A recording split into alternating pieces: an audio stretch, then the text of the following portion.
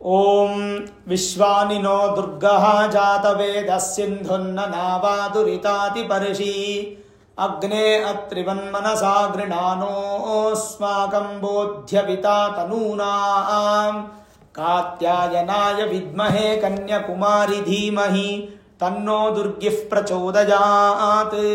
ಶ್ರೀ ಗುರುಭ್ಯೋ ನಮಃ. ಹರಿ ಓಂ.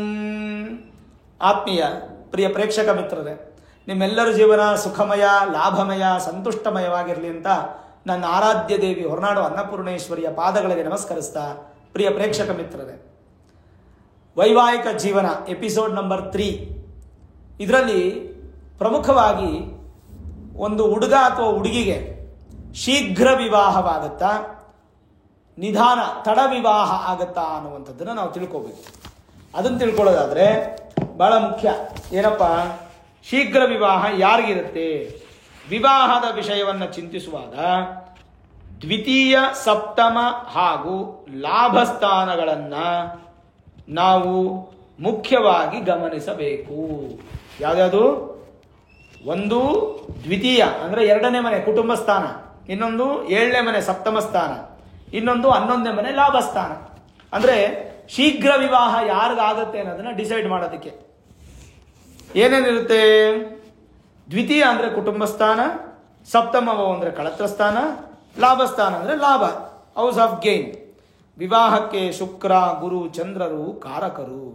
ಯಾವುದೇ ಜಾತಕದಲ್ಲಿ 2, 7, 11ನೇ ಭಾವದಲ್ಲಿ ಭಾವಾಧಿಪತಿಗಳು ಬಲಿಷ್ಠವಾಗಿದ್ದರೆ, ಎಕ್ಸಾಂಪಲನ್ನು ಹೇಳ್ತೀನಿ ನಾನು. ಯಾವುದೇ ಜಾತಕ ತಗೊಳ್ಳಿ, ಎಕ್ಸಾಂಪಲ್ ಜಾತಕ ಒಂದು ನಿಮ್ಮ ಮಗಳದ್ದೋ ನಿಮ್ಮ ಮಗನದ್ದೋ ಇಟ್ಕೊಳ್ಳಿ. ಅದರಲ್ಲಿ ನೋಡಿ, ಲಗ್ನದಿಂದ 2ನೇ ಮನೆಯಲ್ಲಿ ಗುರು ಕೂತ್ಕೊಂಡಿದ್ದಾರೆ ಅಂದ್ಕೊಳ್ಳಿ, ಲಗ್ನದಿಂದ 7ನೇ ಮನೆಯಲ್ಲಿ ಶುಕ್ರ ಕೂತಿದ್ದಾರೆ ಅಂದ್ಕೊಳ್ಳಿ, ಲಗ್ನದಿಂದ 11ನೇ ಮನೆಯಲ್ಲಿ ಚಂದ್ರ ಕೂತಿದ್ದಾರೆ ಅಂದ್ಕೊಳ್ಳಿ. ಅಲ್ಲಿಗೆ ಮುಗಿದೋಯ್ತು ಶೀಘ್ರ ವಿವಾಹ.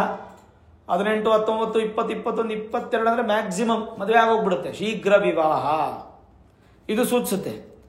ಜೊತೆಗೆ ಬಲಿಷ್ಠರಾಗಿದ್ದರೆ ವಿವಾಹ ಸೂಚಕ ಗ್ರಹಗಳು ಶುಕ್ರ, ಗುರು ಹಾಗೂ ಚಂದ್ರರೇನಾದರೂ 2, 7, 12ನೇ ಮನೆಯಲ್ಲಿ ಬಲಿಷ್ಠವಾಗಿಲ್ಲದಿದ್ದರೂ ಶುಕ್ರ, ಗುರು, ಚಂದ್ರರೇನ ಬಲಿಷ್ಠವಾಗಿದ್ದರೆ ಎಲ್ಲೇ ಇರಲಿ, ಯಾವುದೇ ಮನೆಯಲ್ಲಿದ್ದರೂ ಕೂಡ ಶೀಘ್ರ ವಿವಾಹ.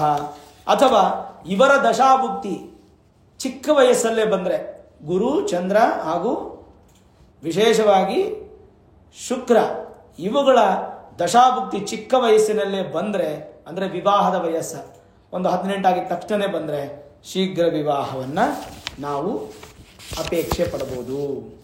ವಿವಾಹ ಸಮಯಕ್ಕೆ ಮಾರಕರಾದ ಕುಜ, ಶನಿ, ರಾಹುಗಳು ವಿವಾಹಕ್ಕೆ ಹೆಚ್ಚಿನ ತಡೆಯನ್ನು ಉಂಟು ಮಾಡುತ್ತಾರೆ. ಅದನ್ನು ನೋಡ್ಕೋಬೇಕು ನಾವು. ಈಗೇನೋ ಯೋಗ ಸಿಕ್ಬಿಡ್ತು, ಶೀಘ್ರ ವಿವಾಹ ಯೋಗ ಇದೆ. ಅಕಸ್ಮಾತ್ ಶೀಘ್ರ ವಿವಾಹ ಯೋಗವಿದ್ದರೂ ನೀವು ಶೀಘ್ರವಾಗಿ ವಿವಾಹ ಮಾಡಿಲ್ಲ ಅಂದರೆ ಅಲ್ಲಿಗೆ ಸನ್ಯಾಸತ್ವ ಯೋಗ ಆಕ್ಟಿವೇಟ್ ಆಗಿಬಿಡುತ್ತೆ. ಹಂಗೆ ಮಾಡೋಕ್ಕೆ ಹೋಗಬೇಡಿ. ಹಾಗಾಗಿ ಜಾತಕ ತೋರಿಸ್ಕೋಬೇಕು. ಇನ್ನು ಕುಜ, ಶನಿ, ರಾಹುಗಳೇನಾದರೂ ವಿವಾಹಕ್ಕೆ ಹೆಚ್ಚಿನ ತಡೆ ಉಂಟು ಮಾಡುತ್ತಾರೆ ಅನ್ನುವಂಥದ್ದಾದರೆ, ಕೇತು ಸಹ ವಿವಾಹ ಕಾಲದಲ್ಲಿ ತೊಡಕುಗಳನ್ನು ಉಂಟು ಮಾಡುತ್ತಾನೆ. ಯಾವ ಥರ?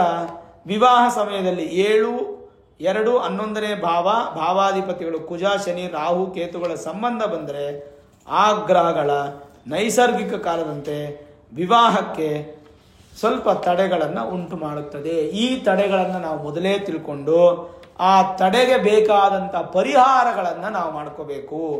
ಮಾಡಿಕೊಂಡ್ರೆ ಒಂದು ಕಡೆ ಪರಿಹಾರವೂ ಆಗ್ಬಿಡುತ್ತೆ, ಇನ್ನೊಂದು ಕಡೆ ಶೀಘ್ರ ವಿವಾಹವಾಗುತ್ತೆ. ಶೀಘ್ರ ವಿವಾಹವಾದರೆ ಏನು ಪ್ಲಸ್ ಪಾಯಿಂಟು? ಬೇಗ ಮಕ್ಕಳು ಎತ್ಕೋಬೋದು. ಆ ಮಕ್ಕಳು ದೊಡ್ಡವರಾಗೋವರೆಗೂ ಇವ್ರಿಗೆ ಶಕ್ತಿ ಇರುತ್ತೆ ದೇಹದಲ್ಲಿ. ಒಂದು ಇವ್ರಿಗೆ 60 ವರ್ಷ ಮುಗಿಯೋಷ್ಟೊತ್ತಿಗೆ ಮಕ್ಕಳಿಗೆ ಮದುವೆ ಮಾಡಿ ಮೊಮ್ಮಕ್ಕಳನ್ನ ಹೋಗ್ಬಿಟ್ಟಿರ್ತಾರೆ. ಎಷ್ಟೋ ಜನ ಮಕ್ಕಳಿಗೂ ಮದುವೆ ಮಾಡ್ತಾ ಇಲ್ಲ, ಬೇಗ ತೀರ್ಕೊಂಡ್ಬಿಡ್ತಾರೆ. ಮಕ್ಕಳಿಗೆ ಮದುವೆ ಮಾಡಿದ್ರು ಮೊಮ್ಮಕ್ಕಳು ನೋಡೋಕ್ಕಾಗ್ತಿಲ್ಲ. ಹೀಗೆಲ್ಲ ಆಗ್ತಿದೆ. ನಮ್ಮ ಹಿರಿಯರು ನೋಡಿ, ಮೊಮ್ಮಕ್ಕಳು ಕನಕಾಭಿಷೇಕ, ಭೀಮರಥ ಶಾಂತಿ, ಉಗ್ರರಥ ಶಾಂತಿ, ಸಹಸ್ರ ಚಂದ್ರ ದರ್ಶನ, ಶತಾಭಿಷೇಕ ಹೀಗೆಲ್ಲ ಮಾಡ್ಕೋತಾ ಇದ್ರು. ಇವೆಲ್ಲ ಬೆರಳೆಣಿಕೆ ಆಗ್ಬಿಟ್ಟಿದೆ.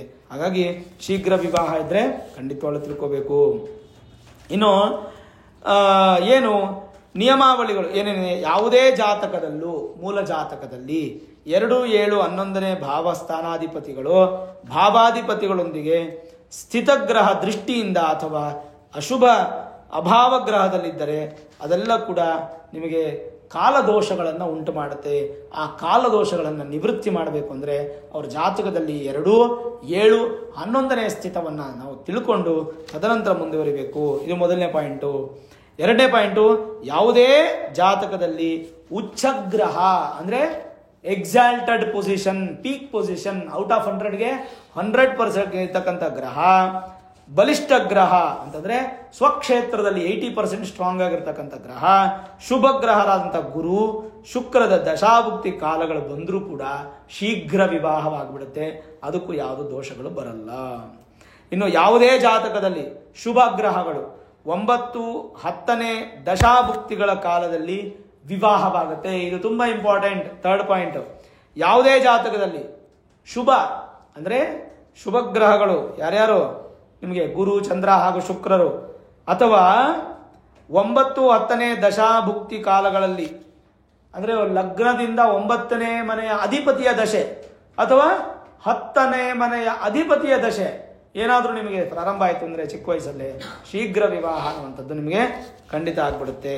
ಇನ್ನು 4ನೇ ವಿಚಾರ, ಗ್ರಹಗಳೇ ಶುಭ ಗ್ರಹಗಳಾಗಿದ್ದು ಶುಭ ಸ್ಥಾನ ಸ್ಥಿತರಾಗಿದ್ದರೆ ಅವರವರ ದಶೆಯ ಮೊದಲು 3ನೇ 1 ಭಾಗದಲ್ಲಿ ವಿವಾಹ ನೆರವೇರುತ್ತದೆ.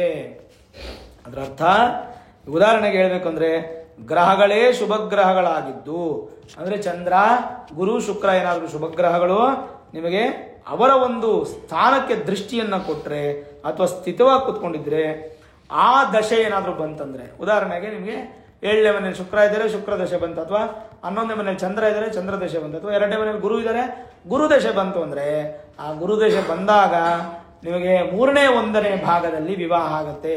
ಟೋಟಲ್ ಏನಿದೆ ಅದರಲ್ಲಿ 3ನೇ 1 ಭಾಗ ತಗೊಂಡ್ರೆ ಆ ಸಮಯ ನಿಮ್ಮ ವಿವಾಹ ಸಮಯ ಅಂತ ಹೋಗ್ಬೋದು. ಅದು ಕೂಡ ಶೀಘ್ರ ವಿವಾಹ ಆಗಿ ಸುಖಿಯಾಗಿರ್ತಾರೆ. ಈ ಶುಭ ಗ್ರಹಗಳು ಅಶುಭ ಸ್ಥಾನಗಳಲ್ಲಿ ಸ್ಥಿತರಾದರೆ ಅಥವಾ ಈ ಗ್ರಹಗಳೇ ಅಶುಭ ಗ್ರಹಗಳ ಜೊತೆಗೆ ಶುಭ ಸ್ಥಾನ ಸ್ಥಿತರಾದರೆ 3ನೇ 1ನೇ ಭಾಗದಲ್ಲಿ ವಿವಾಹವಾಗುತ್ತೆ. ಅಕಸ್ಮಾತ್ ಗುರು, ಶುಕ್ರ, ಚಂದ್ರ ಏನಾದರೂ ಅಶುಭ ಸ್ಥಾನದಲ್ಲಿದ್ದು ಅಶುಭ ಗ್ರಹಗಳ ಜೊತೆಗಿದ್ರೆ ಸ್ವಲ್ಪ ವಿವಾಹ ವಿಳಂಬವಾಗಿ ಮಧ್ಯಮ ವಯಸ್ಸಿಗೆ ವಿವಾಹವಾಗುತ್ತೆ.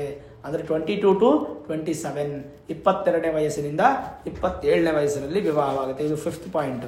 6th ಪಾಯಿಂಟು, ಈ ಗ್ರಹಗಳು ಅಂದರೆ ಗುರು, ಶುಕ್ರ ಹಾಗೂ ಚಂದ್ರ ಗ್ರಹಗಳು ಅಶುಭರಾಗಿದ್ದು ಅಂತಂದ್ರೆ ಯಾವುದಾದ್ರೂ ಕೆಟ್ಟ ಗ್ರಹ ಜೊತೆ ಸಂಬಂಧ ಇಟ್ಕೊಂಡ್ರೆ ಅಶುಭ ಭಾವ ಸ್ಥಿತಿಯಾದರೆ ಅಂದರೆ 3, 6, 8, 12 3ನೇ ಮನೆ, 6ನೇ ಮನೆ, 8ನೇ ಮನೆ, 12ನೇ ಮನೆ ಈ ಒಂದು ಕೆಟ್ಟ ಸ್ಥಾನದಲ್ಲಿ ಕೂತ್ಕೊಂಡಿದ್ರೆ ಅವರ ದಶೆಯ 3ನೇ 1 ಭಾಗದಲ್ಲಿ ವಿವಾಹ ನೆರವೇರುತ್ತೆ, ಸಂಭವವಿರುತ್ತೆ.